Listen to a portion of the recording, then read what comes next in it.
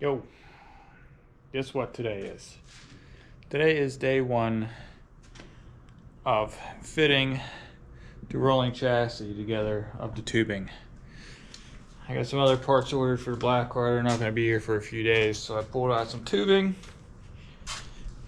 some old tubing. I got a couple more sticks of 2-inch tubing today. Got the new blade for a saw, and basically I'm just going to get at it.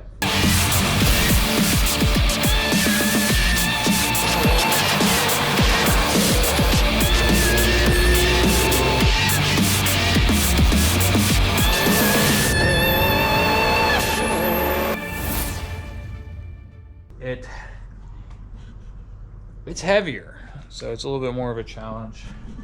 What I'm trying to do now, I'll show you, is this tube here is going to be basically I call it my foot tube. It goes the whole way across underneath the transmission. The same way, I'm designing this one the same way I did all the Subaru ones.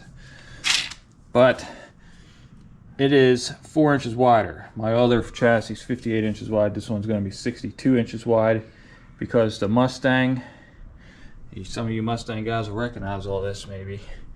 The Mustang GT, the S550 is 4 inches wider in the front than a Subaru. It's like 8 inches wider in the back, but I'm guessing they put different offset wheels on the back than in the front. So we'll sort that out with wheels. The frame is going to be 4 inches wider. And what's been bugging me is this little guy. It bolts to the unibody on the Mustang. It's a tube. It runs the whole way under the suspension and then up. Turns into like a little bit of a collapsible crash beam to, I don't know, underneath the rad support, I guess. And to make this as kit car friendly as possible, I decided to try and use the entire dropouts as they are, but unfortunately I'm gonna have to cut this down because I can't bolt it to the bottom side of the body because the bolts and everything will be right where your feet go and it would just be annoying. So that's where I'm at with that. I thought maybe I could put the tube on top of it, maybe put a pedal cover over it and still bolt it up from the bottom, but it's not a big deal. I mean, if you're gonna get one of these things and fabricate it, basically right now I'm at 8 inches. I'm gonna cut it off square.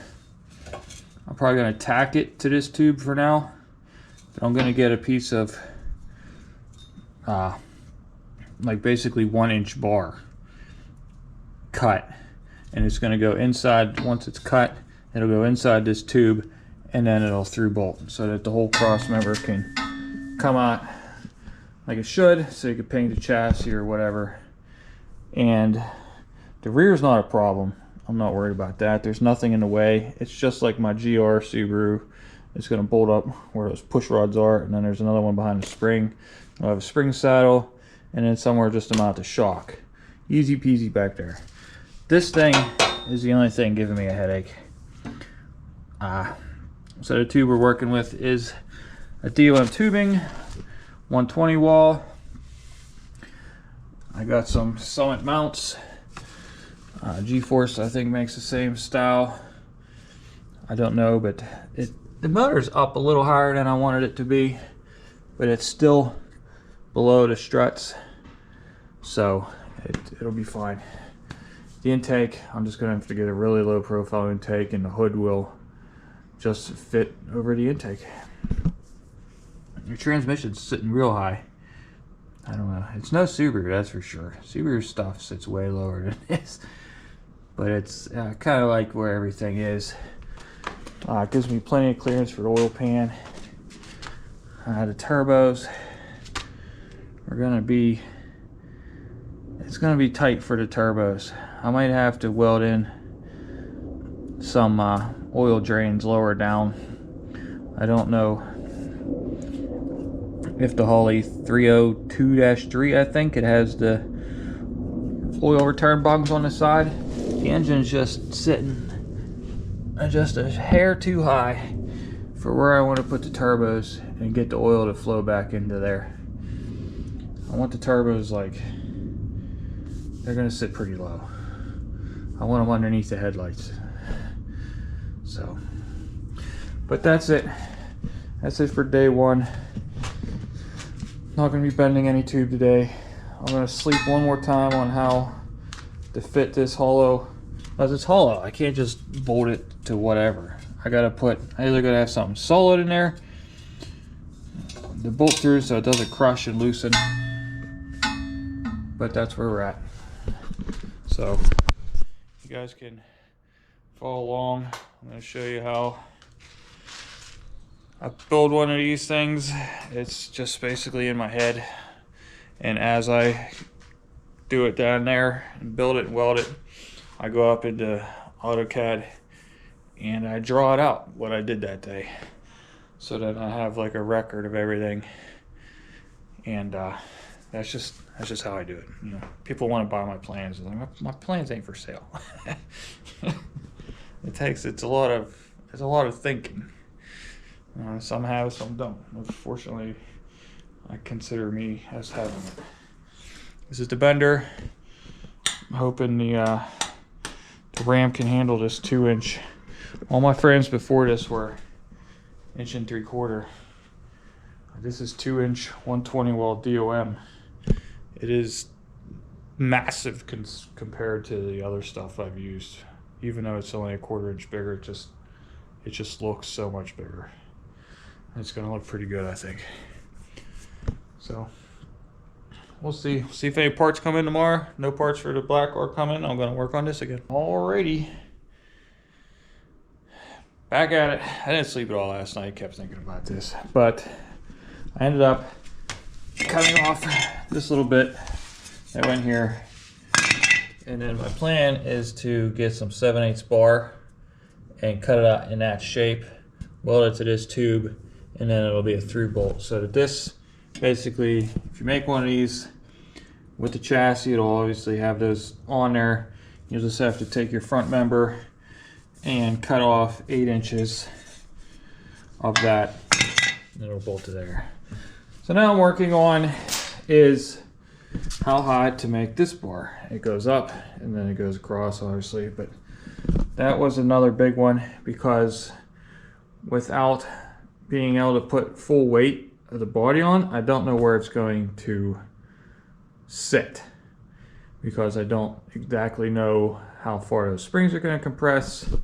I mean, I could find spring weights. I mean, it looks to be right in center of where the weight would be, so there's no mechanical advantage of it. And I could probably calculate how much it would compress. But I'm just going to wing it. I'm going to assume that it compresses about 1/3. So what I do then is I take a tape measure, wherever it went. I hold the tape measure up here. There's no real science in this. I mean, I do modeling, but modeling doesn't necessarily mean anything. So, and then I figure, well, do I want to make it 23, 24, 25? Try to get the camera pointed. So my thoughts were 23, but then I kept thinking 24 because of the engine. I would need to be able to clear the intake. I can get a little bit out of the hood. Pennsylvania only lets you have like a 2-inch cowl, so I can't stick the hood up into the windshield more than 2 inches or it'll flag me. So basically what I've decided on is 24 inches, because I like 23, but I know if I cut them at 24, once I notch them, it'll end up being about 23. And then the tube's 2 inches tall, which will put me, you know, 22, 23, 25 inches. That gives me roughly 3 inches for the intake above the valve covers, which I think is okay with my bonus 2 inches of cowl. So I should be able to get an intake to fit in 5 inches. So that's where we're at. I'm going to take the saw out, cut two 24-inch pieces, get them in the notcher, cut another 62. This one's twin. Put it up here, and then I will start measuring for the bar that goes around the hood, which is my second to least favorite bar. My least favorite bar is the ones that go like the A-pillar up into the main hoop. I hate that one. It's such a weird angle, it's such a weird miter, and it's right in your face, so you can't just be filling gaps with weld. It's just, I hate that tube. Unfortunately, it's not coming for a little while because I want to work on this front end first. Because I need to know where my pedals go, so I know where my seat goes, so I know where the main hoop goes, then I know where the fuel tank goes. It's a process. And then obviously you can't just slap it together where stuff fits or don't look right. I'm sure you guys have been around the internet long enough to see plenty of tube vehicles that just don't look right. So more losing sleep. I'll be back after I cut these two tubes and build a thing, because then I gotta measure, and I'll go back to the other truck. Actually, out of all the trucks, the purple truck. Y'all can let me know which truck the nose looks the best, but I like the purple trucks the best.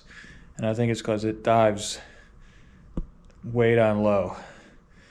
And that was hard to do because of the radiator and stuff. I was using stock Subaru radiators in this stock.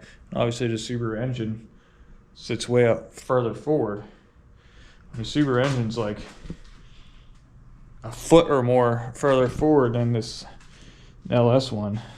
So I have a lot of room. I could basically do whatever I want with the front end. One of the things I never liked about the front ends of these was how far it stuck out, and that's just because it had to stick out that far to get around the engine and things. But on this one I have a lot more flexibility. It's going to stick out, obviously. I still got to have radiator and intercooler and stuff there. But it's not going to be as drastic. So, looking forward to that anyway. And I could dip the nose down pretty much as far as I want, because I'm not using a stock radiator here. I'm going to use a pretty short radiator because I need the intercooler to go over it. The outlet will go over the outlet of the intercooler, go over the radiator, into the throttle body. Nice and symmetric. This thing will be very symmetric, except for the steering wheel. Alright, that's your update. I'll be back. Alright guys, a little tip here. If any of you have used these cheap clamp-on tube notcher style things, Eastwood carries them. I mean, they all make a different one. I like them, they work. They're not super accurate, but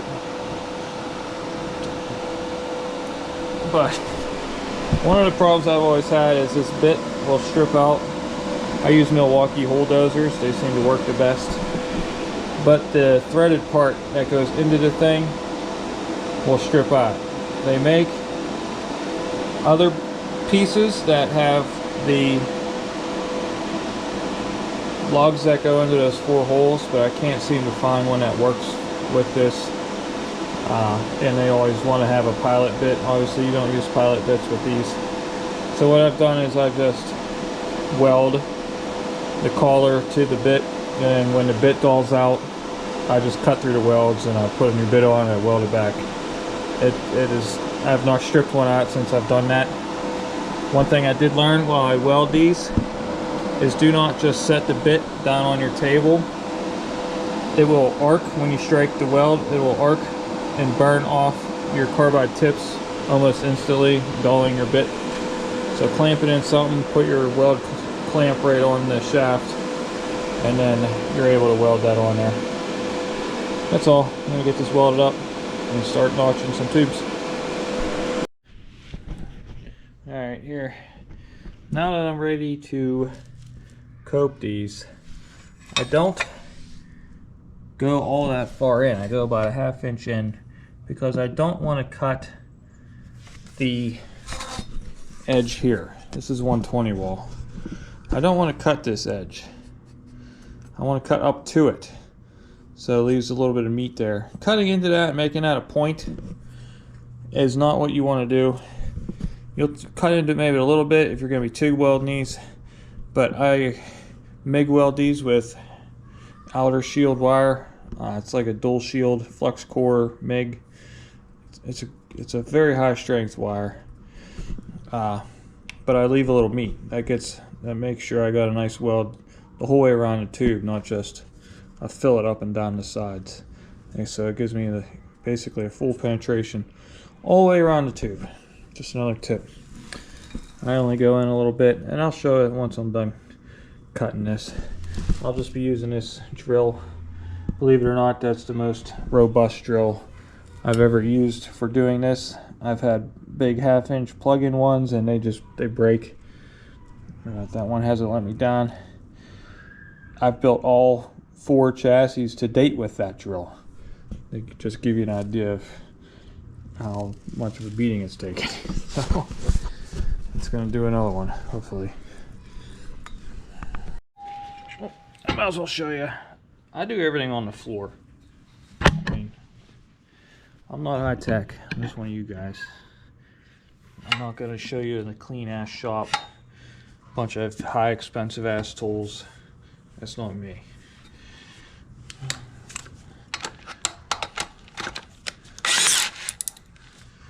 My drill, my cutting oil, and I just go to town.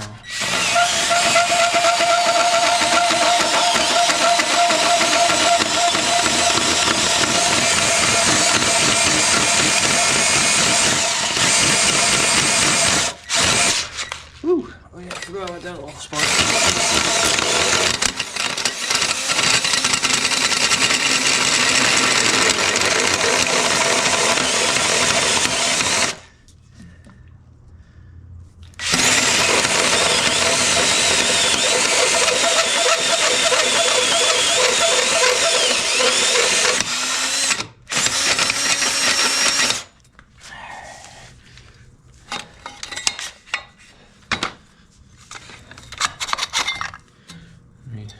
Part comes off.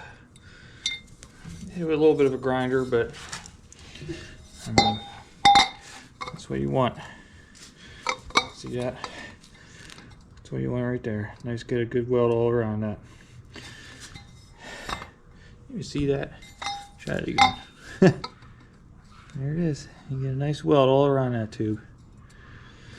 That's how I do it. All right. Notched and sitting there with gravity. I'm going to use this very sophisticated tool. Make sure they're square. I'll tack them, make sure they're level, and then I'll put the top tube across. So let's see if I can set you here. I need a film crew, man. Get the welder. Turn on the welder.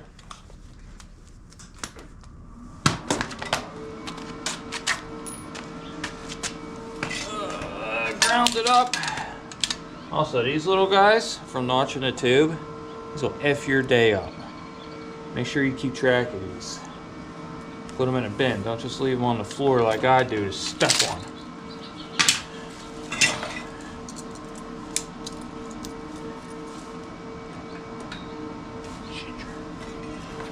Alrighty. So first I'm going to level it.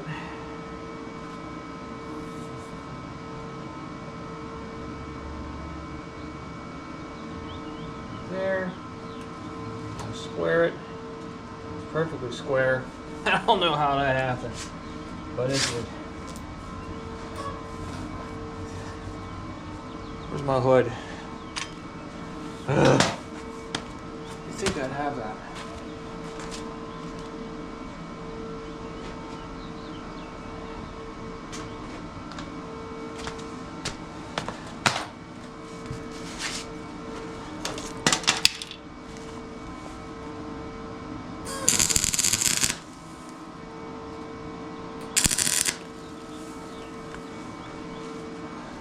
Turn the gas on.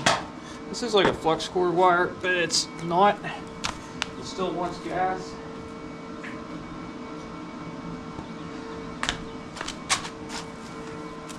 So actually I'll have to prime that off. Do that again.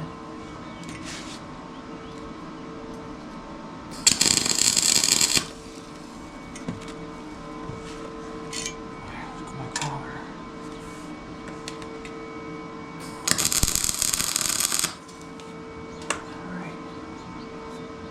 from there.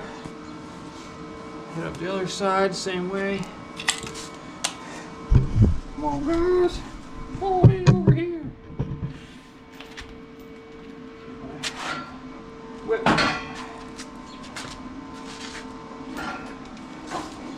Welding shop won't sell me a longer whip for this welder. That's it.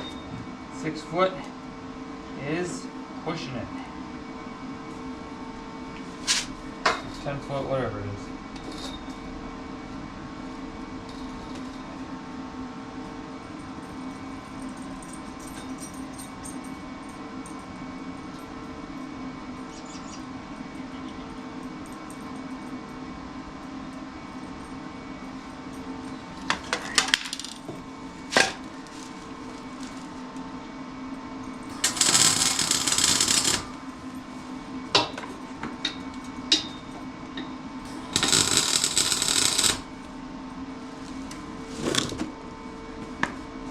Now, with this tube on,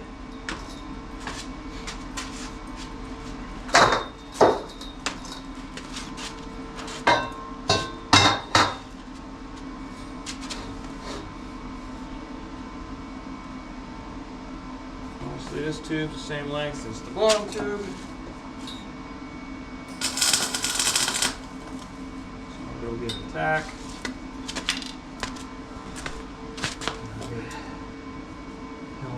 Back. Actually, what I want to make sure of first is that overall they're the same height, because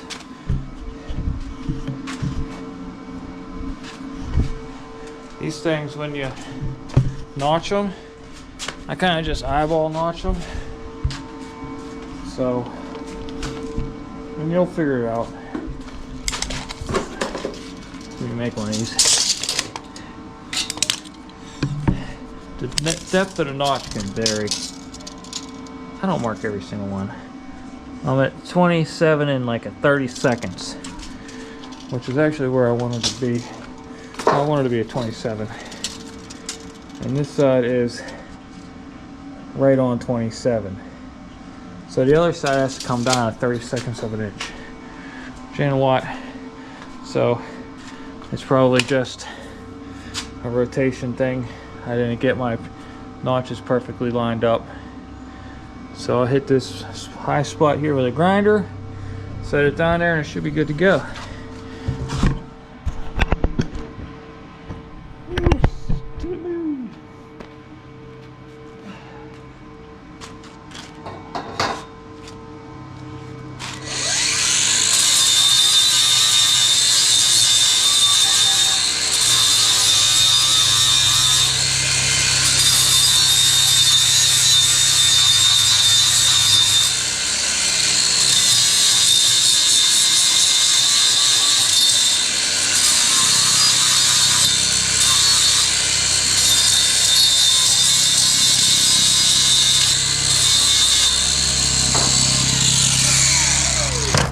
Obviously, I ain't gonna care about every one of these things like that, but this one kind of sets the mood for the whole build.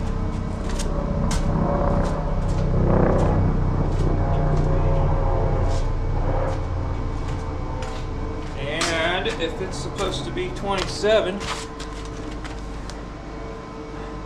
I want it to be 27.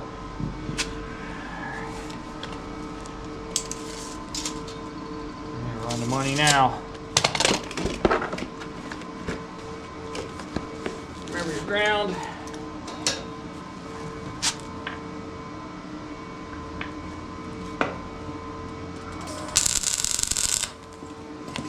Tack there. Tack there. This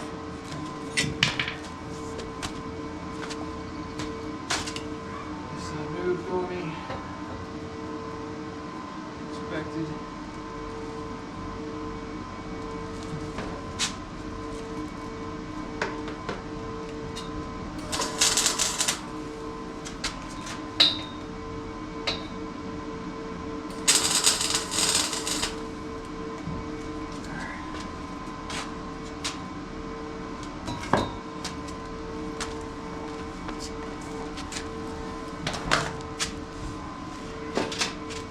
Now, I'm gonna double check for squareness. Like that. I'll put a tack in the inside here. And that'll keep it from until the sheet metal's in.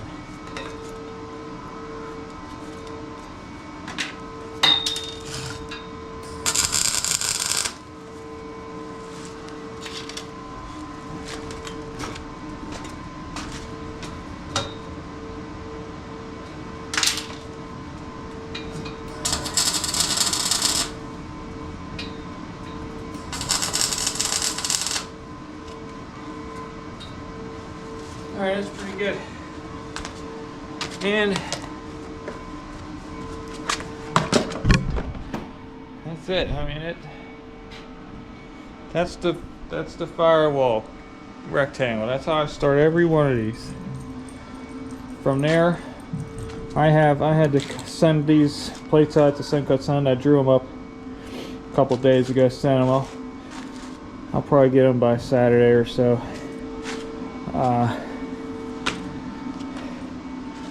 So I kind of need them to position these because I drew them based on a width and that dimension. That guy, Ron, I forget his name right now, sorry, 45 inches from center to center there.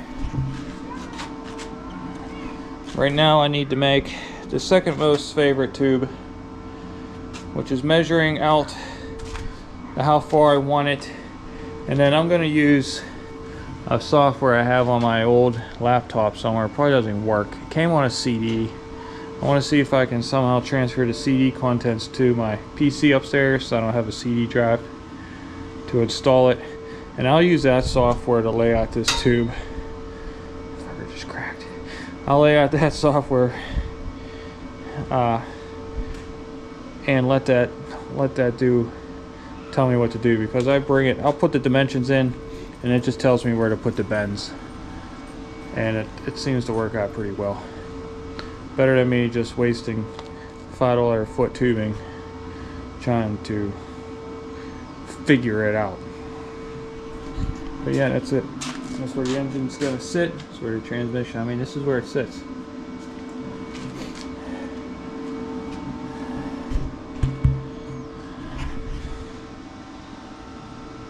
Let's do it. Alright. We are at bending the hood bar stage. I got some papers here. I use Bentech software. I kind of just fudged in some numbers based on how far out I want this bar to be. So my first bend's 45 degrees. I cut the length to the length they told me to cut. I actually added an inch on both legs, so it gives me a little bit of play. And then whatever I cut off, obviously I'll update my sketch. But I got the 2 inch in here. We'll see if it's going to bend it. It's this is series 2. This is probably max for this bender.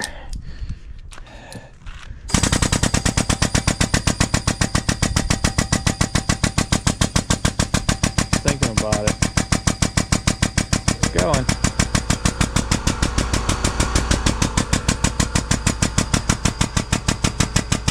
It's gonna take a minute.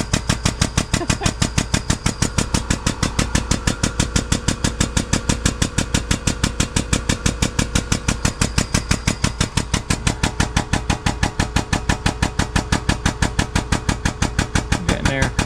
I figure this tubing is probably gonna have at least 5 degrees of spring back, so I'll probably bring it up to 48. Check it, and then probably have to go to 50 to get 45 degrees out of it. It's going slowly but surely. Poor little thing. We'll get back to this once it's done.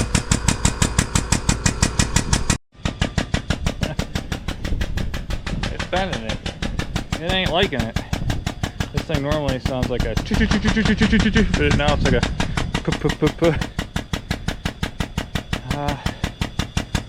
these are stressful bends. This one I'm taking up to 40 degrees. And then the last one I have to rotate it. I rotate that up, so I guess I have to rotate the other side down. I have to think real hard about that, so it won't be fun. But we're getting there. Hood bar is coming. Okie dokie. Here's where I left off. Got that bar bent. Took 3 to 4 days to finish bending that on the old bender. I kind of struggled. It's 2-inch. This is 2-inch DOM 120 wall. It's about max for that bender. So it needs positioned a little bit. I got tacks just in place now. It turned out pretty good, I think. But to get it into final position, because it's got a little bit of a twist to it. I guess I didn't eyeball right when I changed angles. But like I said before, I hate this bar. I hate this bar, and then I hate the one that goes up the size of the windshield, the A-pillar bar. But at least that only has one bend in it. So next thing I got to figure out is my wheelbase. The stock Mustang's 107 inches.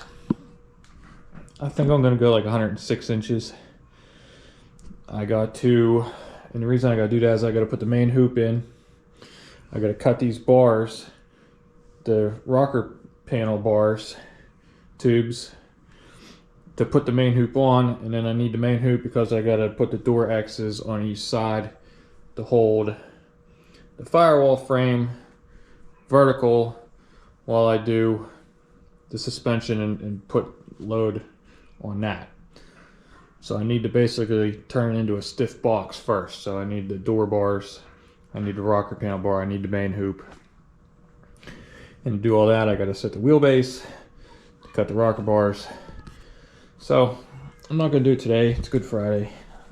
Tomorrow, probably, maybe work on tomorrow. Sunday, obviously, I ain't going to work on it.